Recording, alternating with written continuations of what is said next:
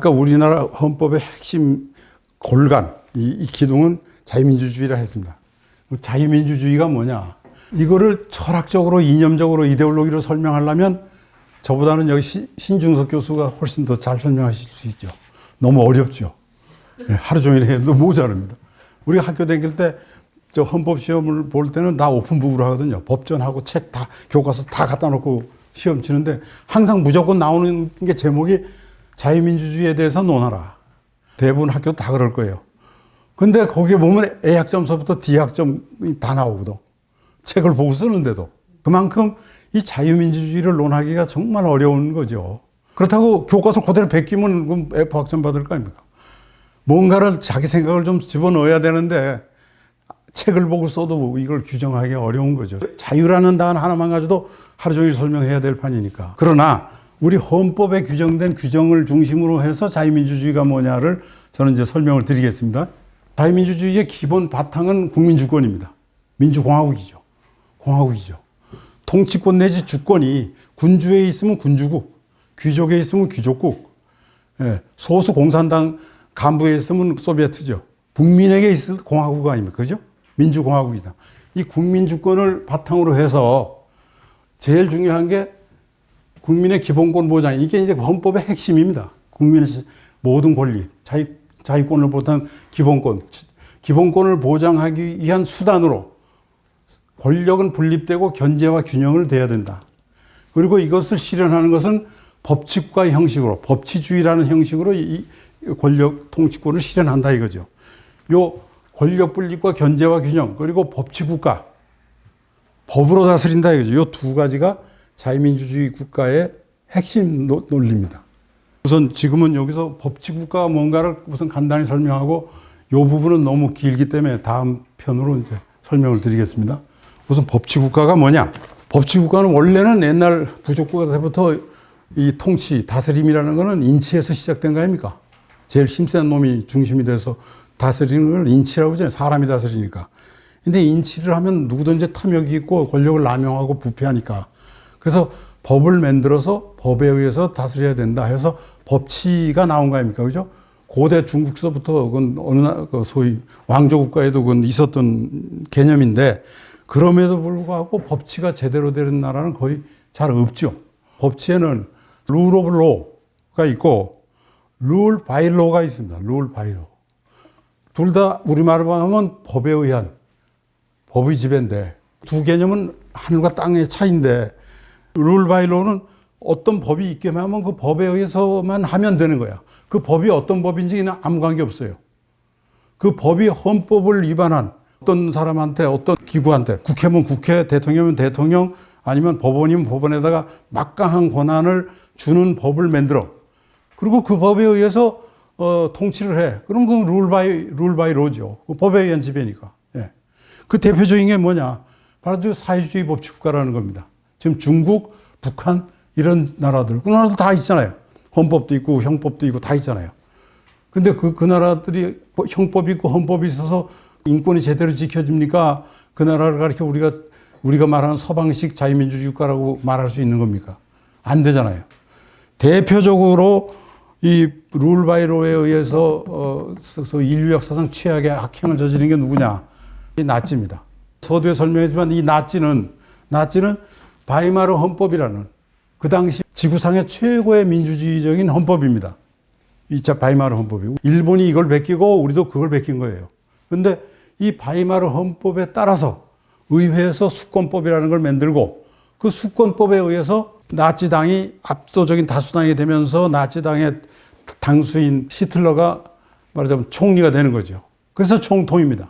대통령하고 총리의 직을 지가 혼자 다 가졌다 해서 총통이에요. 그러니까 총통에 의해서 입법과 행정권 양부를 장악을 하면서 사법부는 겁박을 해서 그냥 기어들어오게 만들어서 상권이 가질 수 있는 전체 통치 권력을 장악하게 돼가지고 인류의 악행을 저지른 거죠. 근데 그거를 룰 바이 로. 이것도 법치다. 그럼 사실 법치가 아니죠. 근데 이런 개념이 형식적 법치라는 개념이 왜 나왔나? 2차 대전이 끝나고 뉘른베르크에서 전범재판이 열리니까 변호사, 판사, 검사, 이 법률을 아는 놈들이 교수, 이놈들이 다 나치에 부역을 했어요. 피고인으로 재판을 받는데 다른 이 법조인들이 변호사로서 이걸 변명을 해줘야 돼. 그놈들은 무자비한 통치 행위를 했다라고 하기가 어려우니까 그것도 법치입니다. 만들어진 법에 의해서 집행만 한 죄밖에 없습니다. 해서 법치라는 것으로 위장을 해가지고 자기네들의 그 한 행위를, 그 부역 행위를 좀 이제 가볍게 표현한 거죠. 그래서 할 수 없이 그 후에 학자들이 법치에는 두 가지가 있다. 사실은 엄밀히 말하면 이거는 법치를 가장한 인치죠. 실질적 법치, 룰 오브 로라는 건 뭐냐. 가장 핵심이 적법 절차에 의해야 하고 그 법이 정당해야 된다. 여기서 그 정당이라는 건 뭐냐. 바로 상위 개념인 헌법적 이념에 충실한 법.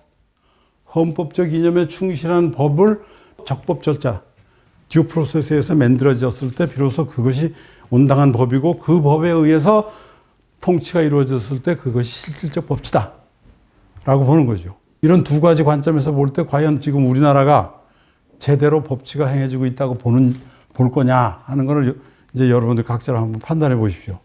이제 지금까지 설명을 기초로 해서 보면 반국가 세력이 뭐다 하는 논리가 도출되지 않습니까? 박정희 대통령도 이번 개헌뿐만 아니라 그 이전에도 반국가 세력이라는 단어를 몇 번 씁다만 이게 부정적 개념을 갖는 건 과거에 소위 군부 독재할 때, 공안 통치를 할 때 그 정권에 동조하지 않고 반대하는 민주주의 해라, 왜 독재하냐, 이런 사람을 전부 무조건 반국가 세력이라고 몰아붙인 적이 있어요. 우리나라 과거 역사에. 그래서 반국가 세력이라는 게 개념 자체가 당연히 공안 통치적 개념이 나오면서 좀 부정적인 그런 마음이 드는데 엄밀히 말하면 모든 국가에는 반국가 세력이 다 있는 거죠. 미국도 엄연히 애국법이 있고 간첩법이 있잖아. 지구상에 어디에 간첩법 없는 나라가 있나요? 반국가 세력이라고 규정했기 때문에 엄히 다스리는 거거든. 그러니까 반국가 세력이라는 건 결코 국가가 존립하기 위해서는 절대 필요한 개념이고 그거는 또 엄히 다스려야 될 개념이지 그거를 과거 우리 20년, 30년 전에 군부 독재 시절의 그 역사성 때문에 여기에 대해서 본정주의적으로 대해서는 안 된다는 게 제 생각입니다. 그런 관점에서 볼 때 반국가 세력은 뭐냐? 북한 공산 집단을 반국가 세력이죠. 북한을 반국가 세력이라고 안 한다는 사람은 그건 정신이 이상한 사람 아니고는 그럴 수가 없죠. 왜냐하면 북한은 대한민국을 근본적으로 전복해서 적화 통일을 하고자 하는 게 북한 국가의 목적이잖아. 그 헌법이 그렇게 되어 있잖아. 소위 국토의 완성이라는 게 그 사람들의 목표 아닙니까? 적화 통일하겠다. 이 북한 정권이 반국가 세력이면 틀림없고 그러면 여기서 파견된 간첩. 이건 반국가 세력임에 이론이 없죠. 그 다음에 이 사람들이 하는 그 이념에 동조하거나 이 사람들이 하는 것이 옳다라고 하는 소위 이걸 이제 국가보안법이 이적단체라고 합니다. 적을 이롭게 하는 단체다. 이적단체. 반국가 세력임에 틀림없죠. 이거는 이제 단체입니다. 근데 요거는 소위 사나이 단체까지는 안 가지만 세력. 종북 주사파. 소위 김일성 주체 사상을 이제 기본 이념으로 하는 흔히 이제 운동권 세력 중에 NLPD가 있다고 그러지 않습니까? 요 NL 세력이죠. 민족 해방을 주장하는 세력. 우리를 지금 미국의 식민지라고 보는 세력이죠. 주사파. 그 다음에 종중. 이건 중국 마오를 숭상하거나 막스 레닌을 추종하는 세력. 요건 우리가 말하는 PD 계열입니다. 이것도 엄연히 반국가 세력이죠. 이것이 반국가 세력인 거는 이론의 여지가 없죠. 조금 좀 포괄적으로 얘기하면 헌법 이념을 부정하는 세력. 아니면 국가 정체성을 부정하는 세력. 조금 그 내용을 들어가 보면 헌법 이념이 자유민주주의이고 자유민주주의의 핵심 개념은 두 가지다. 권력 분립과 견제와 균형. 그리고 법치주의. 그러니까 상권 분립과 견제와 균형을 파괴하는 세력. 또는 법치주의를 부정하는 세력. 이것들이 이 반국가 세력이다 이 말입니다. 그러니까 우리가 공안 통치를 할 때 박정희를 욕하고 전두환이를 욕해서 반국가 세력이라고 했던 그 역사적인 트라우마에 갇혀서 반국가 세력의 개념 자체를 부정적으로 본다든가 해서는 안 되는 거죠. 적어도 대한민국의 국민이라면 반국가 세력은 우리가 어떻게 대처를 해야 될 거냐. 지금 요즘에 헌법 개정 얘기가 가끔 나옵니다만 바이마르 헌법에서 나치가 생겼지 않습니까? 헌법 조문을 아무리 민주주의로 만들어도 나치가 생기는 걸 막을 수가 없더라 하는 역사적 경험 속에서 서독 헌법과 그 서독 헌법을 이어받은 독일 연방공화국 헌법은 아예 헌법에다가 이 헌법 중에 자유민주적 기본 질서의 핵심 조항, 그 핵심 조항 우리 있지 않습니까? 1조, 4조, 7조 이런 거. 그런 핵심 조항은 헌법 개정으로도 개정하지 못한다. 라고 79조를 명문을 냈어요. 그럼에도 불구하고 어떤 국가 권력이, 뭐 군이면 군, 검찰이면 검찰, 어떤 국가 권력이 그것조차도 또 위배한다. 할 때는 국민은 저항권을 갖는다. 그래서 국민 저항권을 명문으로 규정했어요. 왜냐하면 그 나치당에 대한 출현에 대한 역사적 아픔이 있기 때문에 이걸 한 겁니다. 서독이 이런 조항을 가지고 있었기 때문에 대단히 강한 안보를 유지할 수 있었고 그래서 동독을 흡수 통일할 수 있었다라고 학자들은 설명을 하는 겁니다.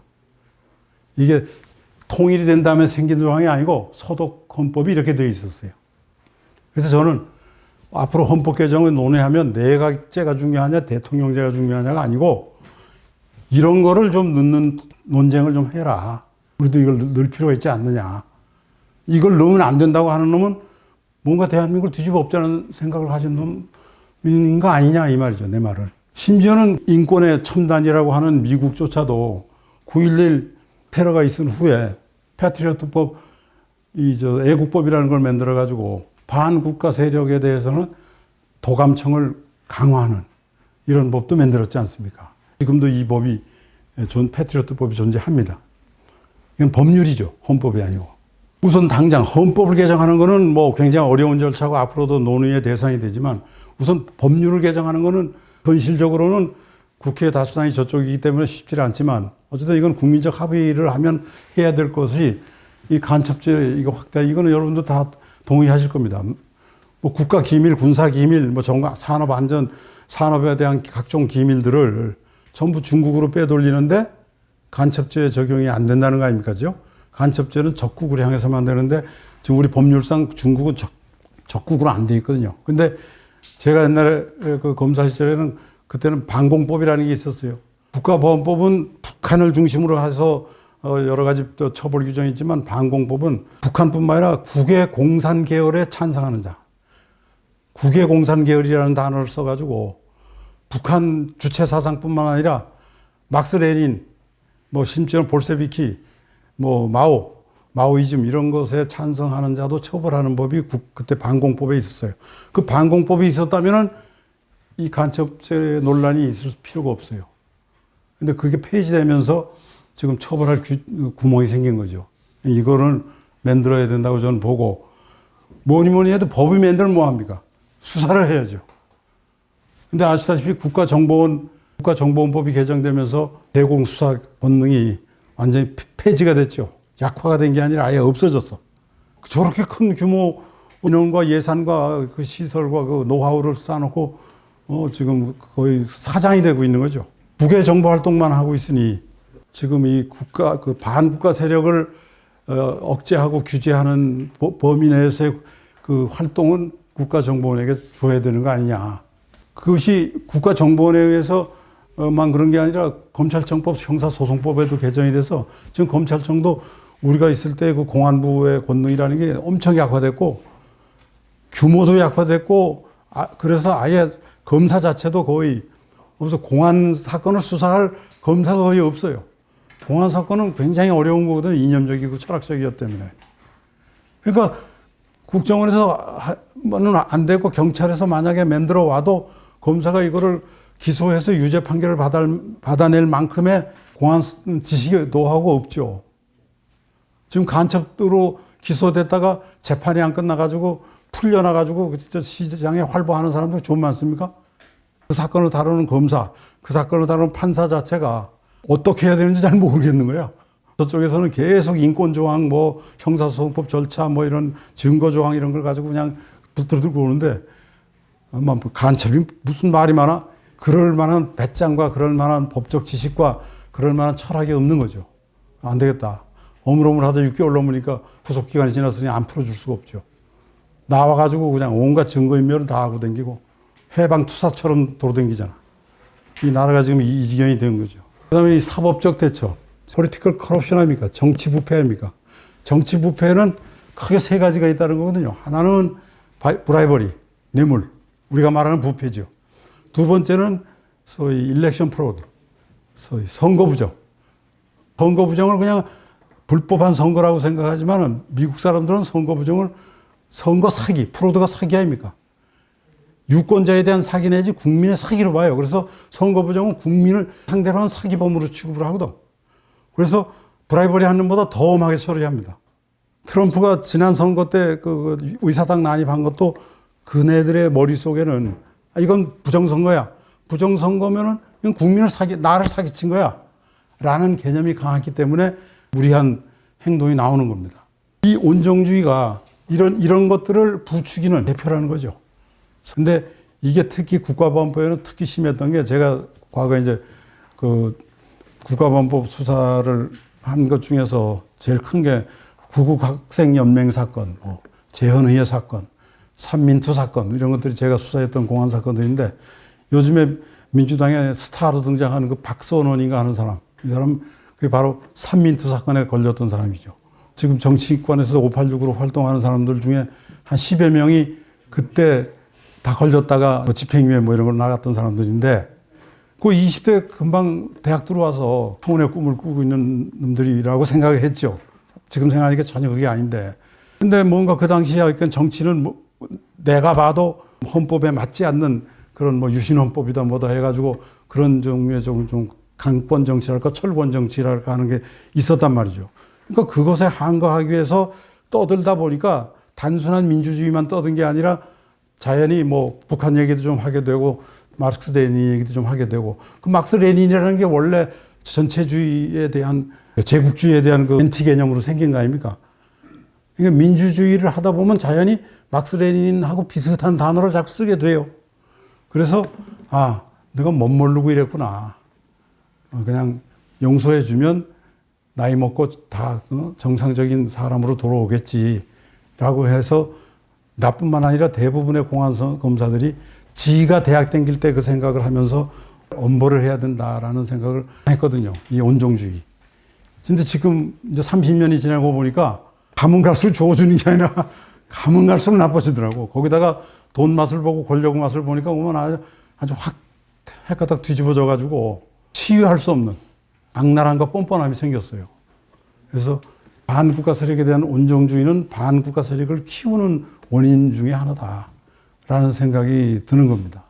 그래서 결국 각급 국가기관, 국회를 비롯한 모든 기관에 우리가 모르는 사이에 침투해 있는 이런 종북, 종중, 반국가 세력들에 대한 지속적인 색출, 그 다음에 이들을 배제하는, 그러기 위해서 공권력을, 기능과 권능을 재조정하는 이런 작업이 앞으로 있어야만 반국가 세력이 제거할 수 있고, 그래야 헌법이 지켜지고 국가 정체성을 지킬 수 있겠다 하는 게 제 생각입니다. 여러분들은 뭐 어떻게 생각하실런지는 이제 사상의 자유가 있으니까 여러분들이 판단하시고요.